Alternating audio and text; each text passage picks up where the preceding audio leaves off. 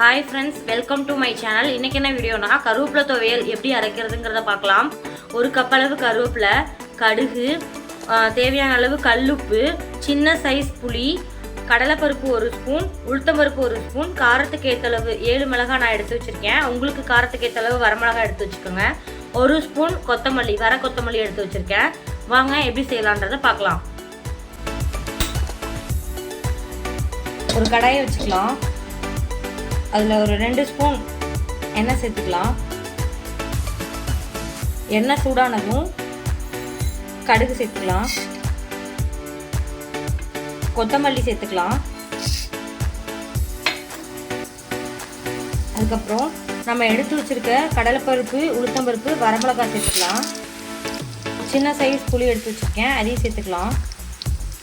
கல்லுப்பு சேர்த்துக்கலாம். நல்லா வதக்கி விட்டுக்கோங்க. நல்லா இந்த அளவுக்கு செவந்ததும் நம்ம எடுத்து வச்சிருக்க கருவேப்பிலை சேர்த்துக்கலாம். சேர்த்துட்டு நல்லா வதக்குங்க.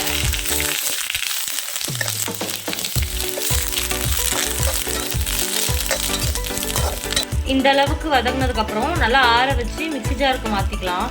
இப்போ ஒரு மிக்ஸி ஜாரில் மாற்றிட்டு கொஞ்சமாக தண்ணி சேர்த்துக்கலாம். மிக்ஸி ஜாரில் மாற்றியாச்சு. கொஞ்சமாக தண்ணி சேர்த்துக்கலாம். கொஞ்சமாக தண்ணி சேர்த்து துவையல் பதத்துக்கு அரைச்சி எடுத்துக்கலாம்.